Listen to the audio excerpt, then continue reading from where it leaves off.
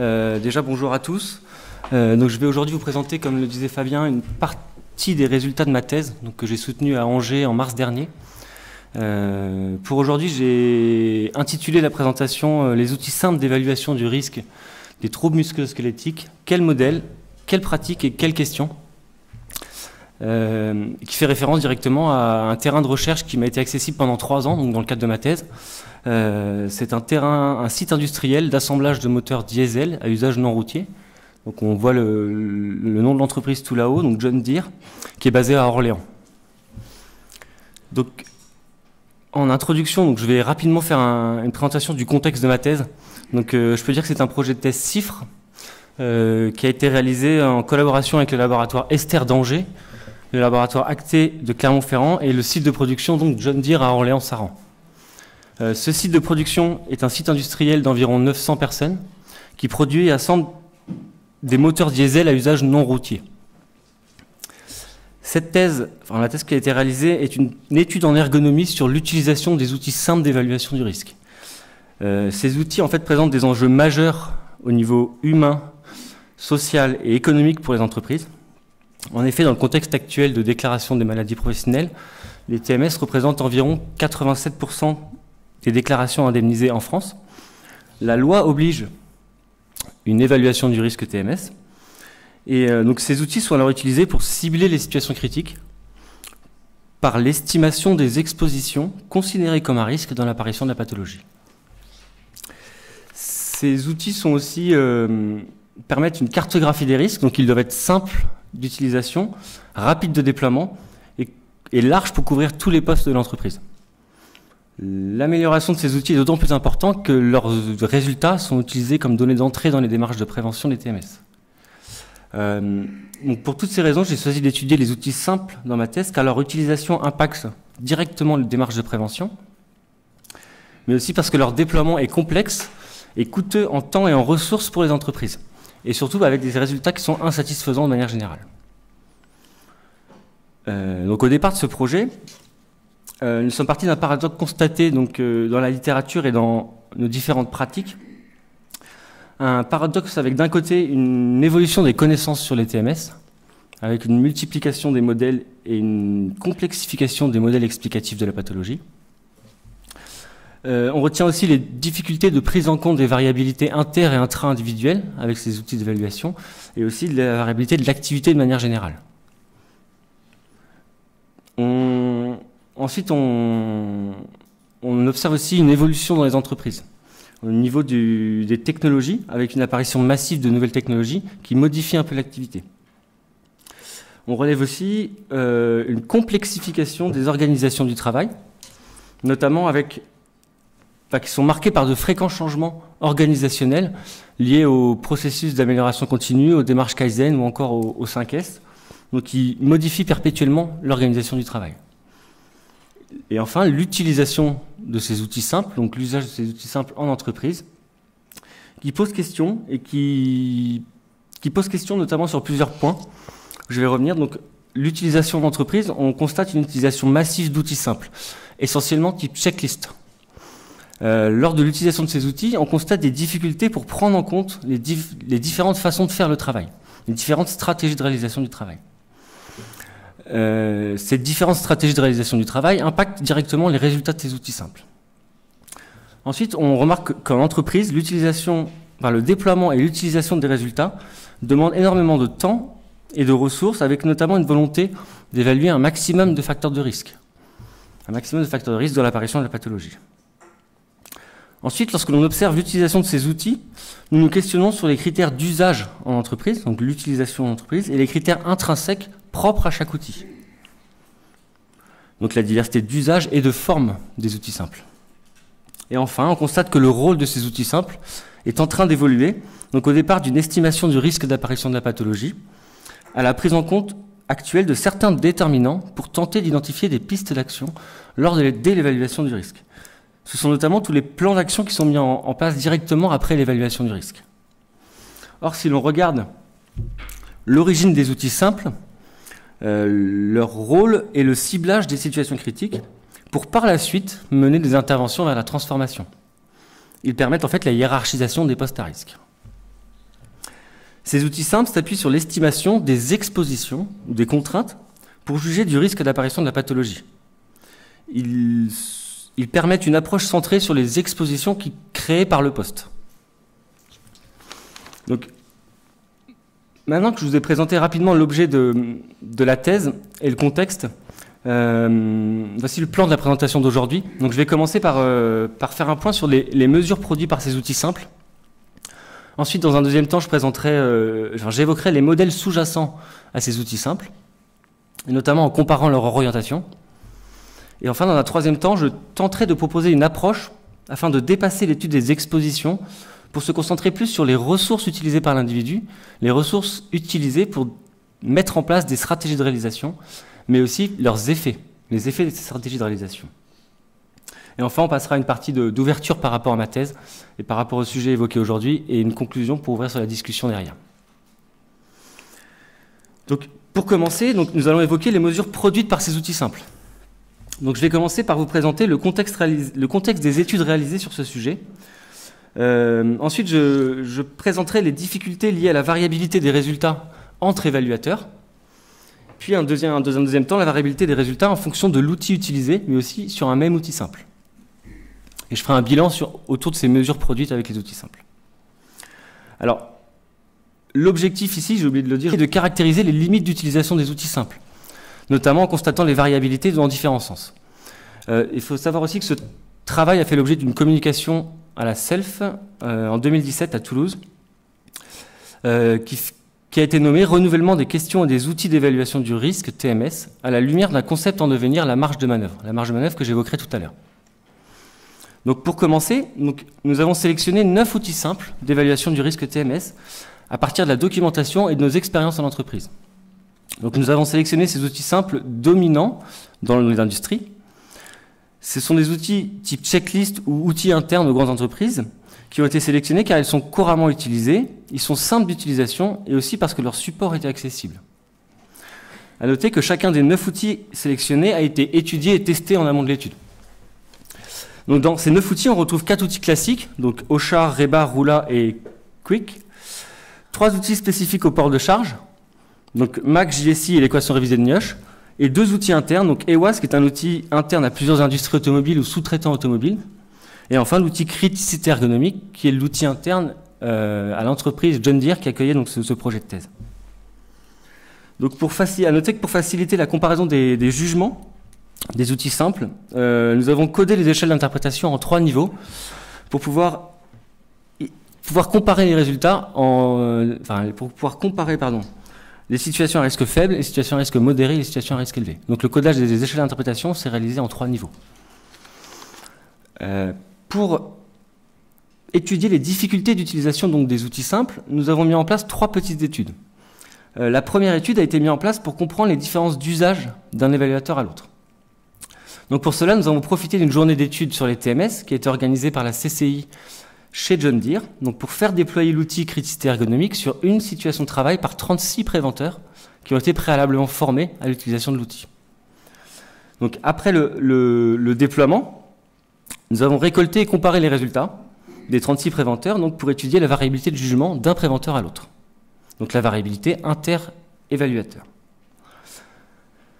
Ensuite, dans un deuxième temps, dans une deuxième étude, nous avons cherché à étudier la variabilité de jugement entre plusieurs outils qui ont été déployés par un même évaluateur sur une même situation de travail. Donc pour ça, nous avons organisé une journée d'études sur les outils simples avec 39 étudiants de l'UTBM, donc de Montbéliard, donc une école d'ingénieurs. Et donc avec l'aide de Mosen Zareh, on a formé les étudiants à l'utilisation de 3 outils simples, donc OSHA, EWAS et Roula. Puis nous avons demandé par groupe de 3 étudiants donc, de déployer ensemble les 3 outils sur une même situation de travail. Et ensuite, pour cette étude, nous avons comparé les résultats par groupe des 3 outils simples. Donc nous avons étudié dans ce cas-ci la variabilité des jugements inter-outils. Et enfin, la dernière petite étude mise en place, qui a été réalisée chez John Deere cette fois-ci, a été réalisée pour préciser la variabilité des jugements entre outils, donc toujours la variabilité inter-outils. Ici, donc, j'ai déployé 9 outils, donc les 9 outils que je vous ai présentés, sur 10 situations de travail chez John Deere. J'ai ainsi pu faire un bilan des jugements des 9 outils par poste et par outil. Donc cette dernière étude, nous souhaitons aussi présenter la variabilité inter-outil et les différences de sensibilité des différents outils. Donc je vais commencer par vous présenter les résultats de ces trois petites études. Donc la première étude, donc je le rappelle, c'était 36 préventeurs qui ont déployé l'outil CRITIS ergonomique sur une situation de travail chez John Deere. Et nous avons choisi une situation de travail qui était simple et accessible pour ne pas perturber l'activité. La situation, donc c'était la situation finale de la ligne d'assemblage du moteur chez John Deere, donc l'accroche sur le moteur, l'accroche du moteur sur le convoyeur aérien. Donc on a récupéré les 36 résultats et on a fait ce graphe pour vous présenter les notes obtenues par chacun des préventeurs et en noir la note de référence donnée par le préventeur interne à John Deere. Donc en vert les jugements à risque faible, en orange les jugements à risque modéré et en rouge les jugements à risque élevé. Donc on a des notes qui varient de 40 points à 280 points, avec 8 jugements à risque faible, 6 jugements à risque modéré et 22 jugements à risque élevé.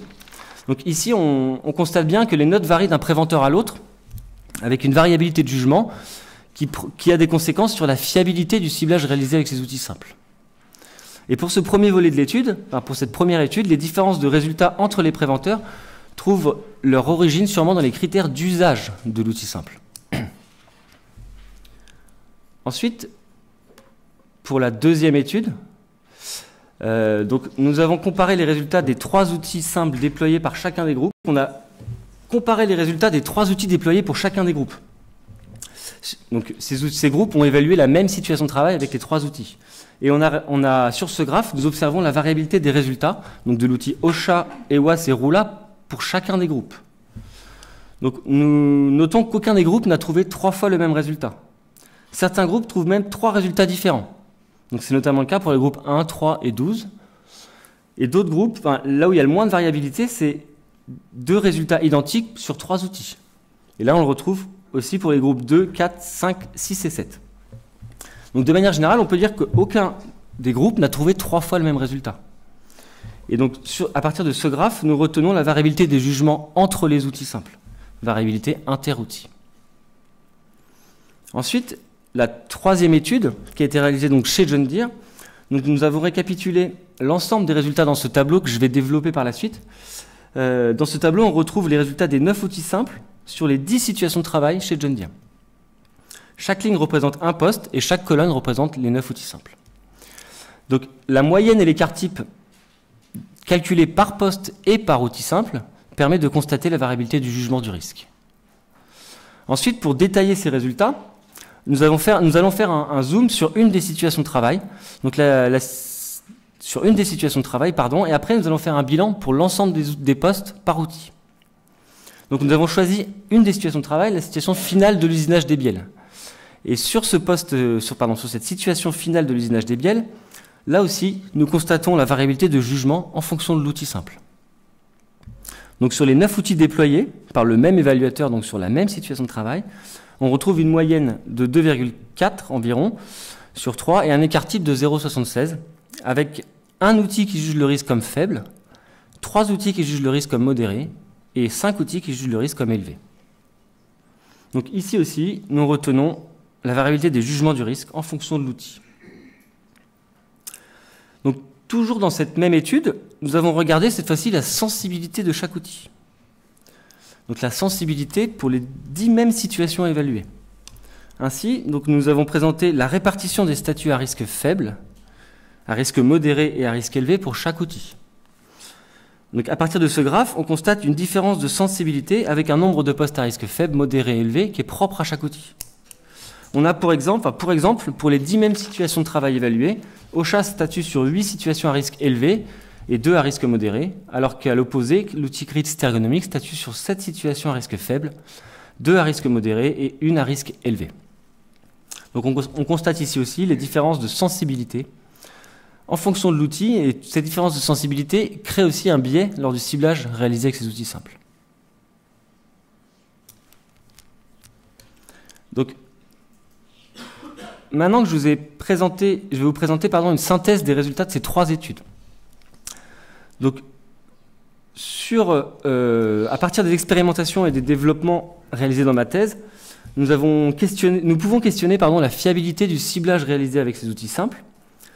Parce qu'en effet, à partir de la variabilité des résultats interévaluateurs, de la variabilité entre les outils, de la différence de sensibilité d'un outil à l'autre, et enfin des difficultés liées à la répétabilité des évaluations, nous remettons un peu en cause le ciblage réalisé avec ces outils simples, notamment la fiabilité du ciblage et la répétabilité du ciblage.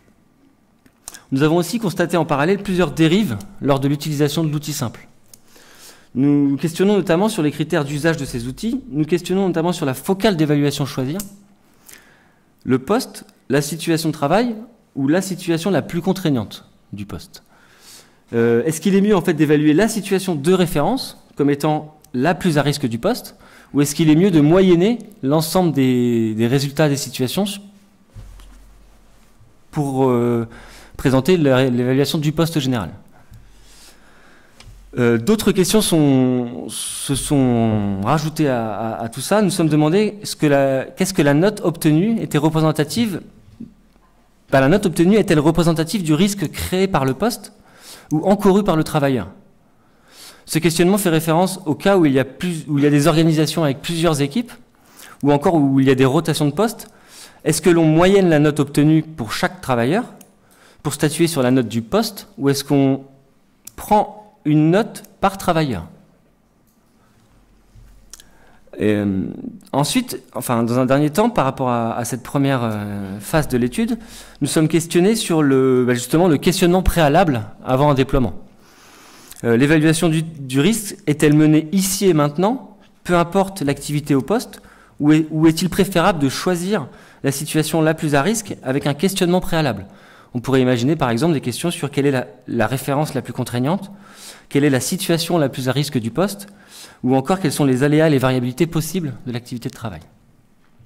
En fait, il apparaît essentiel de mettre en place une méthode de sélection claire et simple pour identifier la fenêtre d'évaluation la plus représentative.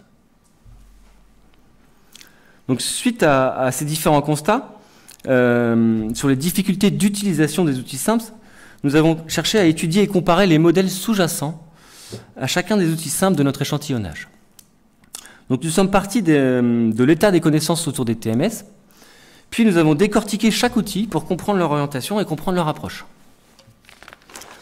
Ainsi, à partir de ces informations, on a pu comparer les différentes orientations des outils et nous questionner sur le rôle de ces outils simples. Donc, le rôle, sont-ils utilisés pour évaluer les risques ou sont-ils utilisés pour analyser, comme analyse ergonomique du travail? L'objectif général de cette étude est de comparer l'orientation donnée par les outils simples pour améliorer leur utilisation. Donc, je vais commencer par les TMS. Donc, nous avons constaté que les connaissances sur les facteurs favorisant l'apparition de la pathologie se sont enrichies au fil du temps. Donc, au début des années 90, le modèle explicatif était centré sur les facteurs physiques, donc biomécaniques et anatomiques. Et au fur et à mesure de l'évolution des connaissances, les facteurs explicatifs se sont diversifiés pour arriver de nos jours à un consensus autour de la multifactorialité de la pathologie. En plus de cette complexification, on constate aussi une multiplication des modèles qui traduit la présence d'un verrou scientifique sur la nature et l'intensité des relations entre les facteurs de risque. La revue des modèles explicatifs réalisés par Crash en 2006 traduit bien cette évolution. Et notamment cette évolution vers un modèle dit biopsychosocial, où on retrouve ainsi des facteurs en lien avec plusieurs dimensions, notamment la dimension biomécanique et anatomique, la dimension psychologique bien sûr, la dimension sociologique, mais aussi les dimensions en lien avec l'organisation du travail et les ambiances de travail, les ambiances physiques de travail. Donc, pour commencer notre étude sur les modèles portés par les outils simples, nous avons balayé la littérature autour des outils sélectionnés. Ainsi, pour chacun des outils simples, nous avons recherché les articles Princeps, donc les premiers articles publiés par le concepteur de l'outil. Puis nous avons étudié aussi les revues qui traitent des outils simples. Ainsi, nous avons pu soit reprendre le modèle sous-jacent qui était présenté par le concepteur, soit recréer le modèle sous-jacent par hypothèse. Et ce travail préparatoire a permis de lister les informations prises en compte par chacun des outils simples et de constater leur orientation. Donc, quelles informations sont prises en compte par chacun des outils simples? Donc je vais commencer par vous présenter deux modèles sous-jacents reconstitués, donc le modèle pour l'outil OSHA et le modèle pour l'outil JSI. Donc sur ces graphes en étoile, nous avons repris les facteurs explicatifs des TMS, pris en compte par chacun des outils simples en les classant selon 6 dimensions. La dimension physique et physiologique, comme par exemple les postures ou les efforts. La dimension en lien avec l'organisation du travail, comme par exemple les temps de cycle ou les rotations au poste. La dimension psychologique, comme le stress perçu ou la charge mentale par exemple. Les dimensions sociologiques, comme les relations avec les collègues ou la hiérarchie. La dimension en lien avec les ambiances de travail, donc la température, vibration, etc. Et les autres dimensions, où on retrouve par exemple le dimensionnement des postes, les caractéristiques individuelles ou encore les moyens mis à disposition par l'entreprise. Donc pour ces deux outils simples, pour l'outil OSHA, on observe une orientation vers les facteurs physiques avec 10 informations prises en compte pour estimer le risque d'apparition de la pathologie. Dans ce même outil, on retrouve une information sur l'organisation du travail, donc la maîtrise des cadences, et 2 informations sur la dimension psychologique.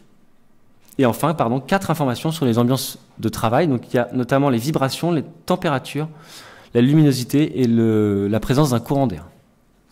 Ensuite, pour l'outil JSI, on constate aussi une orientation vers les contraintes physiques et l'organisation du travail, avec respectivement 4 et 2 informations prises en compte. Donc, je ne vais pas détailler l'ensemble des outils simples de notre échantillonnage, mais juste présenter rapidement les grandes lignes des orientations de ces outils simples. Nous avons fait le même travail pour l'outil Roula et Quick, et là aussi on observe le nombre d'informations et les dimensions prises en compte qui sont très variables d'un outil à l'autre. Malgré tout, on retrouve une orientation principalement vers les caractéristiques physiques, enfin principalement, voire exclusivement vers les caractéristiques physiques, pour ces deux outils simples. Ensuite, nous avons aussi fait le même travail pour les deux outils internes, donc EWAS et criticité ergonomique. Donc pour EWAS, on retrouve 15 informations en lien avec la dimension physique, 3 informations sur l'organisation du travail, 3 pour les ambiances de travail, et 2 autres informations sur les moyens à disposition et les caractéristiques du travailleur. Ensuite, pour l'outil criticité ergonomique, là on retrouve 12 informations sur les facteurs physiques, 1 sur l'organisation du travail, 3 sur les dimensions psychologiques et 4 sur les ambiances de travail. Ces deux outils internes en fait, sont orientés vers plusieurs dimensions, notamment parce qu'ils sont créés en interne à partir d'outils existants et complétés par d'autres facteurs pour balayer un maximum de risques reconnus dans la littérature. L'exemple de l'outil interne à John Deere est représentatif de cet empilement d'un des outils avec 3 outils qui ont été assemblés pour créer une note appelée criticité ergonomique. Donc ils sont partis de l'outil OSHA et ils ont rajouté 2 petits outils qu'ils ont créés en interne, donc ils ont appelé l'outil ressenti et l'outil Rachi. Donc pour finir la description des modèles, je souhaitais aussi présenter rapidement 2 outils spécifiques au port de charge. Donc sans rentrer dans le détail, ici aussi on observe des dimensions dominantes, donc les dimensions physiques, même si l'outil MAC s'oriente vers des informations plus diversifiées, notamment parce que MAC questionne les représentations du travailleur et les moyens mis à disposition pour réaliser les manutentions. Donc une fois tous ces modèles reconstitués, nous avons comparé les orientations et le nombre d'informations prises en compte par chacun des outils simples. Donc sur ce graphe, pour cela, nous avons reconstitué sur ce graphe à barres les différentes informations prises en compte par chacun des outils simples. Donc on retient que les outils ont chacun leur modèle théorique sous-jacent. Malgré tout, on observe une tendance à la prise en compte des dimensions physiques, mais qu'il y a malgré tout aussi d'autres dimensions qui sont approchées. Et enfin, on retient que le nombre d'informations prises en compte est très variable d'un outil à l'autre. Donc, pour conclure cette partie, j'ai récapitulé les constats faits à partir de l'étude des modèles sous-jacents sur ce diapo. Donc déjà, on peut dire que le nombre d'informations prises en compte et l'orientation est propre à chaque outil. Donc cela peut notamment s'expliquer par la diversité des facteurs de risque des TMS et par le modèle choisi par le concepteur de l'outil. On constate aussi que les contraintes biomécaniques et physiologiques de l'individu sont prises en compte par l'ensemble des outils simples. Que certains outils prennent en compte aussi les représentations du travailleur sur les difficultés perçues par exemple, mais aussi la prise en compte d'informations sur les ambiances de travail. Et enfin, on peut dire que les outils internes sont plus diversifiés dans les dimensions prises en compte, car ils s'appuient sur une triangulation des données. Donc par mesure, par observation et par échange direct avec le travailleur. Tous ces critères intrinsèques associés tous ces caractéristiques intrinsèques aux outils, mais aussi les critères d'usage que j'ai présentés dans la partie 1, sont à l'origine de la variabilité des résultats des outils simples. Et cette variabilité de jugement est une source majeure de biais lors du ciblage réalisé avec ces outils simples. Ensuite, pareil, d'autres constats ont pu être réalisés à partir de cette deuxième partie. Tout d'abord, on constate un empilement des outils pour couvrir un maximum de risques considérés comme un maximum de facteurs considérés comme un risque dans l'apparition de la pathologie.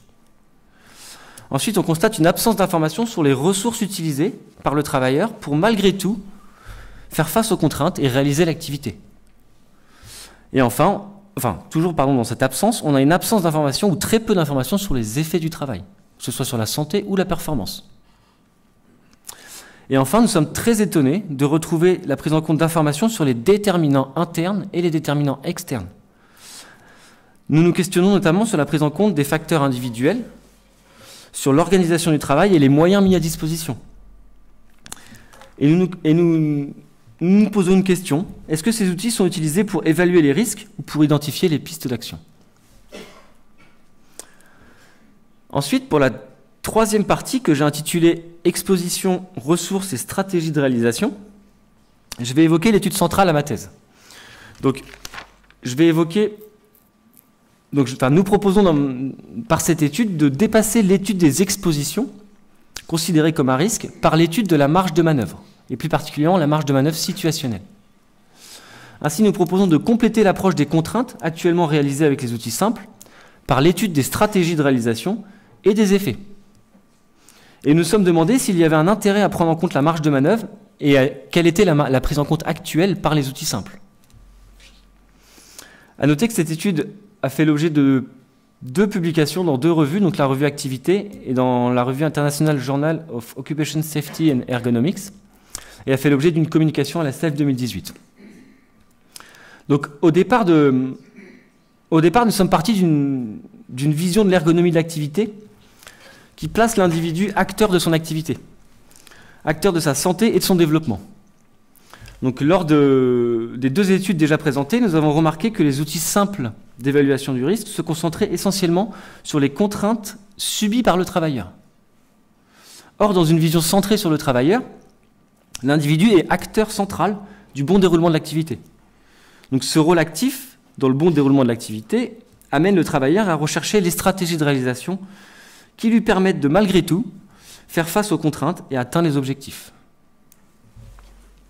Et nous nous sommes posé une question, la question que l'on se pose alors est quelles stratégies de réalisation sont mises en place par le travailleur pour faire face aux contraintes et avec quels effets sur la santé et la performance. Et pour ça, nous sommes appuyés donc sur les dernières connaissances issues de l'ergonomie de l'activité sur les notions de régulation et de marge de manœuvre situationnelle. En effet, ce modèle ouvre de nouvelles perspectives en prévention des TMS. Ces notions ont été réutilisées dans plusieurs domaines en lien avec les TMS, que ce soit au niveau de l'intervention en ergonomie, avec plusieurs études depuis 2001, que ce soit Nicole Vézina depuis 2001, Fabien Coutarel en 2004, et plus récemment Saint-Vincent et ses collaborateurs en 2011, que ce soit au niveau de l'encadrement de proximité, avec les études d'Aude Cunégarillet en 2017-2018, et enfin au niveau de la réadaptation du travail, avec les études de Durand et ses collaborateurs à partir de 2008. Donc le modèle de la régulation et de la marge de manœuvre situationnelle ouvre de nouvelles opportunités, notamment pour l'évaluation du risque. Et donc nous proposons par cette étude un renouvellement des questions sur les outils d'évaluation du risque, notamment en proposant une application du modèle de la marge de manœuvre situationnelle au ciblage des situations critiques. Donc pour commencer, je vais définir ce que l'on entend par régulation et marge de manœuvre. Donc, d'après l'ouvrage de Saint-Vincent et ses collaborateurs en 2011, la notion de régulation dans le travail, c'est un processus d'adaptation constante de la personne face aux exigences et aux conditions et face à sa propre variabilité. Le processus de régulation a pour objectif plus ou moins conscient la conservation de l'équilibre entre le maintien de la santé et l'atteinte des objectifs correspondant à la tâche. Ensuite, il y a eu, dans ce même ouvrage, il y a la définition de la marge de manœuvre qui correspond à l'espace de régulation de la personne en activité de travail.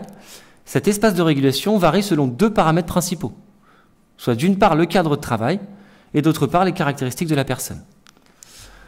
Enfin, à partir de 2015, Coutarel, Caroli, Vézina et Danielou parlent de marge de manœuvre situationnelle, comme étant la possibilité pour l'opérateur, donc dans une situation précise, d'élaborer des modes opératoires efficients, d'élaborer un mode opératoire efficient, c'est-à-dire compatible avec la santé et efficace par rapport à la performance. Donc je vais un peu détailler ces définitions. À partir de ces trois définitions, on identifie en fait le modèle théorique de référence. On identifie l'objectif qui représente la conservation de l'équilibre, qui représente la conservation de l'équilibre entre la santé et la performance. Ensuite, on identifie les paramètres ou les déterminants ayant un rôle dans la régulation, donc le cadre de travail et les caractéristiques de la personne, aussi appelés déterminants internes et externes. Ensuite, enfin, on retrouve dans le processus de régulation qui est caractérisé par l'adaptation constante de la personne face aux variabilités pour rechercher les stratégies de réalisation les plus efficientes. Et en fait, toutes ces définitions renvoient au modèle de compréhension des situations de travail centré sur la personne en activité qui a été développé à partir de 2001 par Nicole Vézina et qui a été repris dans plusieurs études. Dans ce modèle, on retrouve les composantes soulevées dans les définitions. On retrouve le cadre de travail, déterminant externe, qui est représenté par les conditions et moyens offerts par l'entreprise à l'individu, mais aussi par les exigences de production et les caractéristiques de l'organisation. Ensuite, on retrouve les caractéristiques de la personne, ou déterminants internes, qui font référence aux caractéristiques propres à chaque individu. Ensuite, on retrouve les modes opératoires ou stratégies de réalisation, qui représentent le processus d'adaptation de la personne. Et dans cette composante, on y retrouve les contraintes, mais aussi les stratégies déployées pour y faire face. Et enfin, en sortie de modèle, on retrouve les effets de la situation de travail, qui font référence au maintien, voire au développement, de la santé et de la performance. Donc pour estimer l'apparition des TMS lors de l'évaluation du risque, nous ne nous intéressons pas aux déterminants de l'activité, car ils sont trop complexes d'étude, mais plutôt aux composantes du processus de régulation et des effets sur la santé et la performance. Donc la partie basse du modèle. Et donc à partir de ce modèle, nous avons réalisé une revue de la littérature pour lister de manière large les indicateurs de chacune des composantes. Cette liste a été retravaillée lors d'une journée d'études dédiée avec la participation de deux enseignants-chercheurs en ergonomie.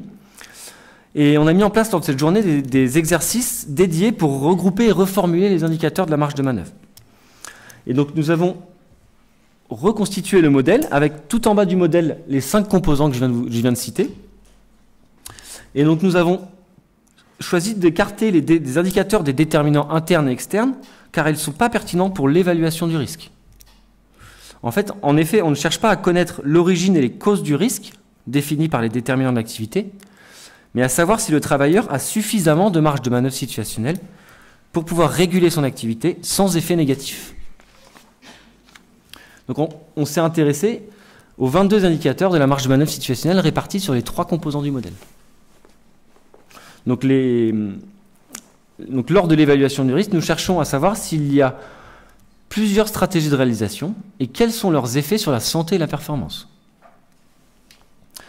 Donc, suite à cette journée d'études, nous avons retenu 12 indicateurs pour la composante des stratégies de réalisation.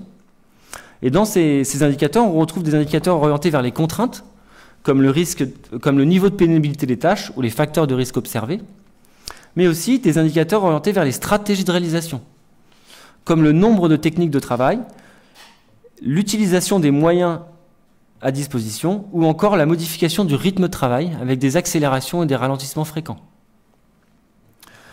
Et ensuite, nous avons fait le même travail pour les indicateurs d'effet, où là on retrouve 10 indicateurs.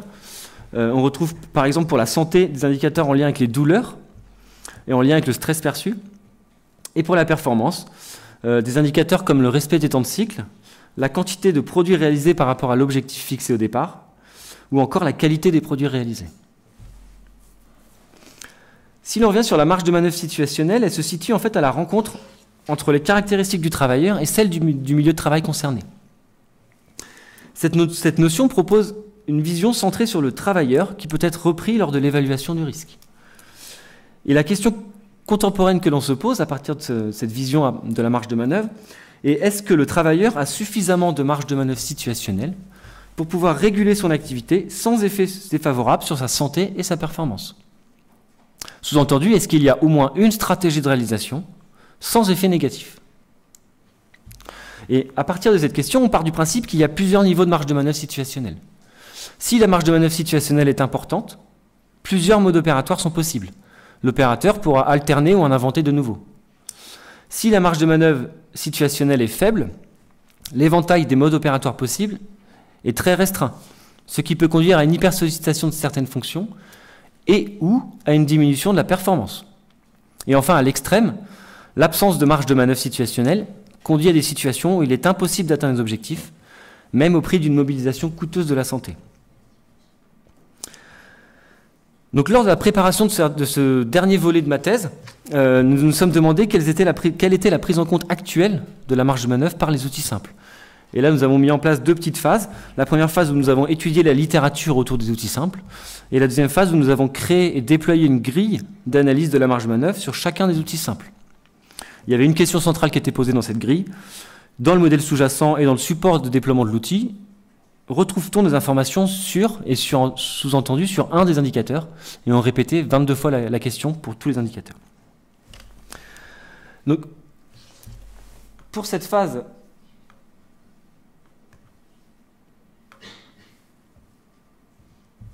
de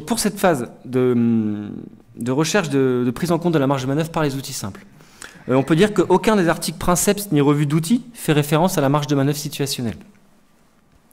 Et pour la deuxième phase, on peut dire qu'on retrouve certaines informations qui sont en lien avec la marge de manœuvre situationnelle, mais qu'aucun des outils ne peut être utilisé pour statuer sur la suffisance ou l'insuffisance de marge de manœuvre situationnelle. De manière générale, on peut dire que les outils internes se rapprochent le plus des indicateurs de la marge de manœuvre car ils s'appuient sur une triangulation des données.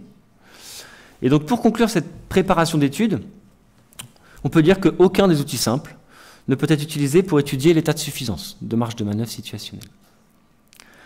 Donc, dans cette dernière étude, comme je disais, nous avons cherché à savoir s'il y avait une différence de jugement entre le risque évalué avec les outils simples et le risque évalué avec la marge de manœuvre situationnelle. Donc pour cela, nous avons sélectionné 10 cas d'études chez John Deere, donc les mêmes cas d'études que j'ai utilisés pour la première partie de l'étude. Donc un cas d'étude représente la situation de référence d'un poste et le travailleur associé. Sur ces cas d'études, nous avons déployé nos 9 outils simples, puis nous avons fait un bilan des résultats. Et en fait, cette partie-là, c'est la première partie de ma présentation aujourd'hui. Ensuite, à partir d'analyse du travail, nous avons étudié l'état de suffisance de marge de manœuvre situationnelle pour chacun des cas d'étude. À partir de cette analyse du travail, donc, nous avons reconstitué les 3 composants de la marge de manœuvre situationnelle déjà présentés pour statuer sur l'état de suffisance de marge de manœuvre. Donc, à savoir, est-ce qu'il y a une suffisance, un soupçon d'insuffisance ou une insuffisance de marge de manœuvre. Et enfin, pour la dernière partie, nous avons comparé le risque à 3 niveaux établis par les outils simples et la marge de manœuvre à 3 niveaux aussi, établie à partir de l'exploration des 3 composantes de la marge de manœuvre. Après avoir établi donc la concordance ou la discordance des résultats, nous avons cherché à faire un bilan sur le sens des contradictions et nous avons cherché les explications dans la littérature. Maintenant que je vous ai présenté la méthodologie mise en place, je vais faire rapidement une synthèse des résultats. Notons que j'ai déjà présenté le premier axe de l'étude avec la variabilité des résultats des 9 outils. Donc, je vais présenter l'exploration de la marge de manœuvre situationnelle et le croisement des résultats qui a été réalisé. Et pour ça, je vais toujours m'appuyer sur la situation exemple de tout à l'heure, donc la situation de dévissage des bielles au poste final des bielles. Et donc, pour l'exploration de la marge de manœuvre situationnelle, nous avons réalisé une analyse du travail afin d'obtenir des informations sur les 3 composants du modèle. Cette analyse du travail a permis la reconstitution d'une partie du modèle. Nous sommes intéressés en effet aux composantes des stratégies de réalisation, aux composantes des effets. Donc voici la reconstitution réalisée pour la situation exemple. Et donc à partir des signes et indices positifs ou négatifs, nous avons interprété chaque modèles reconstitués pour juger de la suffisance, du soupçon d'insuffisance ou de l'insuffisance de marge de manœuvre situationnelle. Et nous sommes partis, donc si les trois composantes sont positives, alors on statue sur une suffisance. Si au moins une des composantes est négative, alors on soupçonne une insuffisance de marge de manœuvre situationnelle. Et si les trois composantes sont négatives, alors on statue sur une insuffisance. Donc pour cette situation exemple, on retient une insuffisance de marge de manœuvre situationnelle. On identifie par exemple, pour les stratégies de réalisation, une forte variation du rythme de travail, avec des accélérations ou des ralentissements fréquents, une faible variation des stratégies de réalisation déployées, l'impossibilité de faire autrement, ou encore le faible échange de bonnes pratiques et d'entraide avec ses collègues proches. Ensuite, pour les effets sur la santé, on retrouve là aussi des indices négatifs, avec des douleurs périodiques au niveau de l'épaule et une fatigue importante après la réalisation de la situation de travail observée. Et enfin, pour les effets sur la performance, on identifie aussi des signes négatifs sur les difficultés à suivre le rythme de travail, avec notamment une sensation de travailler dans le retard. Donc ce modèle a été reconstitué pour l'ensemble des cas. Ensuite, nous avons comparé les résultats de la marge de manœuvre situationnelle à chaque outil simple. Et donc ici, toujours les résultats pour la situation exemple. Donc on retrouve sur la deuxième colonne la variabilité des résultats déjà présentés. Puis nous avons comparé les statuts donnés par chaque outil à celui de la marge de manœuvre situationnelle dans les deux dernières colonnes à droite. En fait, les statuts à risque faible sont associés à une suffisance de marge de manœuvre situationnelle. Et à l'opposé, les statuts à risque élevé sont associés à une insuffisance de marge de manœuvre situationnelle. Donc pour notre situation exemple, on identifie des écarts de jugement pour environ la moitié des outils simples. Et ensuite, on s'est demandé si la tendance était similaire sur l'ensemble des cas d'études. Donc pour ça, nous avons retracé dans ce tableau qui est un peu lourd, mais je ne vais pas détailler l'ensemble des comparaisons. Juste en ordonnée, on a les résultats des 9 outils simples et de la marge de manœuvre situationnelle, et en abscisse, nos 10 cas d'études. Nous, ce qui nous intéresse tout particulièrement, c'est la dernière colonne, où on retrouve le pourcentage de différence de jugement entre chaque outil et la marge de manœuvre situationnelle. On identifie deux types de discordance. Les outils simples qui statuent sur un risque moins élevé que la marge de manœuvre situationnelle, et les outils simples qui statuent sur un risque plus élevé que la marge de manœuvre situationnelle. Et de manière générale, sur l'ensemble des outils, on retient une contradiction des résultats pour 60 à 90% des cas, en fonction de l'outil utilisé. Et on peut dire aussi que ces contradictions sont marquées par une estimation du risque plus élevée avec les outils simples. En effet, sur l'ensemble des cas, donc on constate environ 71% de contradictions, et parmi ces 71%, on a 41% qui sont considérés comme un risque plus élevé avec les outils simples. Donc en interprétation de ces données et en synthèse des résultats, on peut dire qu'il est possible d'étudier l'état de suffisance de marge de manœuvre situationnelle à partir des trois composantes du modèle. On peut aussi dire que la contradiction des résultats a plus de 71%, avec une estimation du risque plus élevée avec les outils simples, permet de dire que la marge de manœuvre situationnelle s'appuie sur d'autres informations que les outils simples. Et en fait, si on se réfère à la littérature, plusieurs auteurs affirment que la marge de manœuvre situationnelle est centrale en prévention des TMS, car elle permet d'étudier en situation les contraintes, mais aussi les ressources utilisées par l'individu pour y faire face. Et donc on peut dire en interprétation générale de cette étude que la non-concordance des jugements, marquée par une estimation du risque moins élevé avec la marge de manœuvre situationnelle, peut s'expliquer par la prise en compte des ressources de l'activité en complément des contraintes déjà étudiées par les outils simples. Donc autrement dit, il apparaît normal de retrouver une estimation moins élevée avec la marge de manœuvre situationnelle parce qu'elle pondère les contraintes en prenant en compte les ressources. À l'issue de ce projet doctoral, plusieurs perspectives ont pu être discutées lors de sa soutenance et pourront être discutées par la suite. Notamment l'intérêt de la marge de manœuvre situationnelle pour les TMS, pour la prévention des TMS.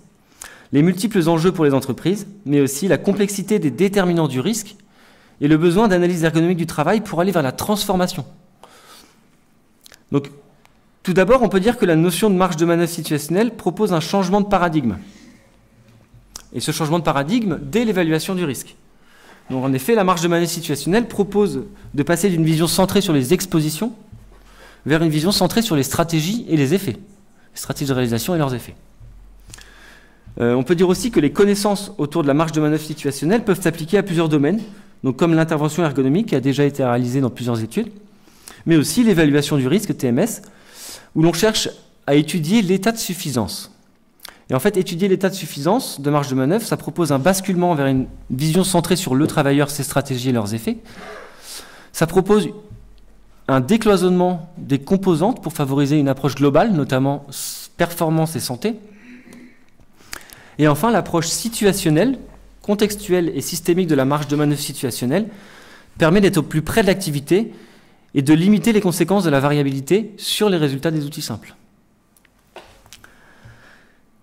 Pour les entreprises, les phases d'évaluation du risque actuelles s'appuient essentiellement sur les outils simples qui ont chacun leur spécificité et leur orientation. L'empilement des outils et la volonté illusoire d'évaluer un maximum de risques apparaît comme une stratégie de prévention discutable. Nous nous sommes demandé est-ce qu'il était judicieux et tenable pour les entreprises d'évaluer l'ensemble des risques au vu du temps passé à l'évaluation du risque, des ressources dédiées à l'évaluation du risque, mais aussi que l'évaluation du risque ne permet pas la transformation des situations. C'est un moyen de surveillance. Cela questionne les outils simples qui ambitionnent la transformation et qui prennent en compte certains déterminants de l'activité. Ces outils simples sont encore une fois, nous questionnons sur ces outils simples sont-ils utilisés pour évaluer les expositions ou pour identifier les pistes d'action. Ce détournement du rôle des outils simples ne doit pas remplacer les analyses détaillées. Donc pour modifier les situations de travail, il est essentiel de comprendre le travail, de comprendre la complexité des situations de travail pour les transformer.